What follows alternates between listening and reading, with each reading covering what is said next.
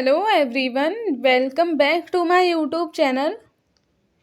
आज के वीडियो में हम लोग मध्यकाल यानी कि मेडाइवल पीरियड को स्टार्ट करने वाले हैं। जैसा कि आप लोगों को पता होगा, अभी हमारा एंसेंट हिस्ट्री का सिलेबस जो मैं आप लोगों को कंप्लीट करवा रही थी वो अब पूरा कंप्लीट हो चुका है। उसमें हम लोगों ने लास्ट टॉपिक पूर्व मध्यकाल किया था और फिर पूर्व मध्यकाल के बाद ही मध्यकाल जो है उसकी शुरुआत होती है। तो मैं अब आप लोगों को मध्यकाल का सिलेबस कंप्लीट करवाने वाली हूँ। अगर हम लोग मध्यकाल के बारे में बात करें तो इसका टाइम पीरियड हम लोगों को 1200 से लेकर 1750 ईस्वी तक देखने को मिलता है। तो अगर आप लोग मिडाइवल हिस्ट्री से जुड़े और भी इम्पोर्टेंट टॉपिक देखना चाहते हैं तो आप लोग मेरे चैनल को सब्सक्राइब कीजिएगा, जिससे कि एंसेंट हिस्ट्री का सिलेबस आप लोग देख पाएँ। और इसके अलावा मिडाइवल हिस्ट्री जो मैं अब आप लोगों को करवा रही हूँ, इससे जुड़े भी वीडियो आप लोगों को मिलते रहें।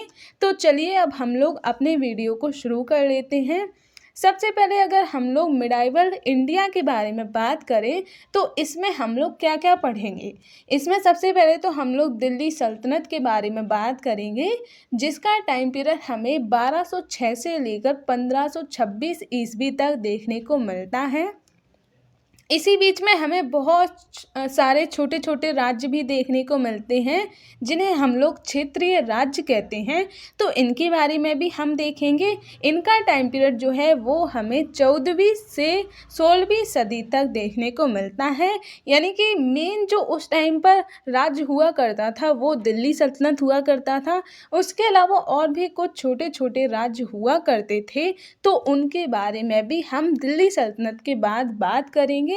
इसके बाद फिर हम लोग मुगल काल के बारे में बात करेंगे, जिसका टाइम पीरियड 1526 से 1707 तक रहता है। वैसे तो ये हमें 1858 यानी कि जब प्रथम स्वतंत्रता संग्राम होता है तब तक देखने को मिलता है, क्योंकि जो लास्ट मुगल शासक हुआ करते थे उनका नाम बहादुर शाह जफर था और वो सिर्फ नाम के राजा रह गए थे, वो कुछ ज़्यादा शक्तिशाली राजा नहीं थे। इसीलिए हम लोग अगर मुगल काल के बारे में बात करें तो वो हमें 1707 तक उसका ज़्यादा अच्छा देखने को मिलता है। उसके बाद इतना ज़्यादा शक्तिशाली नहीं रह जाता है। इसीलिए हम लोग इसको वैसे तो हम लोग लास्ट में बात कर ही लेंगे, पर ज़्यादा इम्पोर्टेंट जो है वो 1707 तक देखने को मिलता है। तो हम लोग इसके बाद फिर मुगल काल के बारे में बात करेंगे। उसके बाद फिर 18वीं सदी में और भी बहुत सारे छोटे छोटे राज्य हुआ करते थे, जैसे कि मराठा जो एम्पायर है उसके बारे में हम लोग बात करेंगे। इसके अलावा 18वीं सदी में ही बहुत सारी जो यूरोपियन कंपनीज़ हैं वो भी भारत में स्टेबलाइज होने लगी थी, तो हम लोग एंड में उसके बारे में भी बात करेंगे। तो हम लोग अपनी शुरुआत जो है वो दिल्ली सल्तनत से करेंगे। तो पहले हम लोग इसके कुछ बैकग्राउंड के बारे में बात कर लेते हैं। जैसे कि अभी मैंने आप लोगों को जब पूर्व मध्यकाल करवाया था तब मैंने आप लोगों को ये मैप दिखाया था। इसमें मैंने आप लोगों को बताया था कि कौन कौन से प्रमुख राजवंश थे। तो यहाँ पर जैसे मैंने बताया था गुर्जर प्रतिहार राजवंश देखने को मिलता था। इसके अलावा यहाँ पर पाल राजवंश हुआ करता था, यहाँ पर राष्ट्रकूट, यहाँ पर चालुक्य, यहाँ पर चोल और पल्लव राजवंश हुआ करते थे। इसके अलावा जो ये जम्मू कश्मीर वाला एरिया है यहाँ पर भी हमें 3 राजवंश देखने को मिले थे। सबसे पहला तो था करकोट राजवंश, दूसरा हुआ करता था उत्पल राजवंश और तीसरा हुआ करता था लोहार राजवंश। तो ये हम लोगों ने दिल्ली सल्तनत जो है यानी कि मध्यकाल जो है उसके पहले के राजवंश जो थे वो हमें कुछ इस तरीके के देखने को मिलते थे। और इसी टाइम पे फिर मैंने आप लोगों को बताया था कि अरब जो व्यापारी हुआ करते थे वो भी भारत में आने लगे थे और बहुत से अरब आक्रमण भी इस टाइम पर भारत में हुए थे। जैसे कि अगर हम बात करें, पहला अरब आक्रमण जो है वो 712 ईस्वी में मोहम्मद बिन कासिम के नेतृत्व में हुआ था। उस समय अगर हम बात करें जो सिंध यानी कि जो पाकिस्तान वाला एरिया है वहाँ पर ब्राह्मण वंश का शासन हुआ करता था। इसके अलावा फिर हमने देखा था कि 1000 से 1027 के बीच में महमूद गजनबी ने भी भारत पर 17 बार आक्रमण किया था। ये मैंने आप लोगों को बहुत ही डिटेल में करवाया था। उसके बाद फिर हम देखते हैं कि 1175 से 1206 के बीच में मोहम्मद गौरी ने भी भारत पर कई बार आक्रमण किए थे और मोहम्मद गौरी के आक्रमण के साथ ही कुतुबुद्दीन ऐबक, बख्तियार खलजी जैसे जो इसके सैनिक हुआ करते थे, उन्होंने भी भारत में एंट्री की। इसके अलावा इन लोगों ने अफ़गानिस्तान से लेकर बंगाल तक का जो एरिया है वहाँ पर शासन किया था। और फिर हम लोग देखते हैं कि 1206 में मोहम्मद गौरी की मृत्यु हो जाती है। उसके बाद अफ़गानिस्तान से लेकर बंगाल तक का उसका जो एरिया था वो अब 3 पार्ट में बट जाता है। एक तो रह जाता है अफ़गानिस्तान वाला एरिया, दूसरा रह जाता है सिंध वाला एरिया जो कि हमें पाकिस्तान देखने को मिलता है, और तीसरा एरिया जो था जिसे हम लोग दिल्ली सल्तनत कहते हैं वो पंजाब से लेकर बंगाल तक का एरिया हुआ करता था।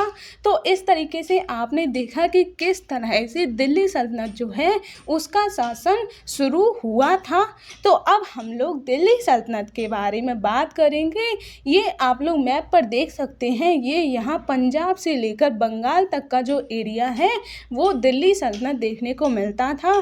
स्टार्टिंग में सिर्फ इतना ही हुआ करता था, लेकिन बाद में धीरे धीरे इन्होंने अपना एरिया एक्सपेंड करना शुरू कर दिया और फिर बहुत बड़ा एरिया दिल्ली सल्तनत के कब्जे में आ गया था। तो उसके बारे में हम लोग आगे बात करेंगे। अभी हम लोग बात कर लेते हैं कि हम लोग दिल्ली सल्तनत में क्या क्या देखेंगे।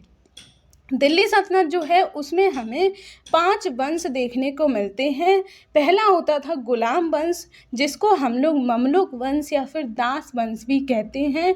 इसका जो टाइम पीरियड है वो 1206 से 1290 ईस्वी तक देखने को मिलता है।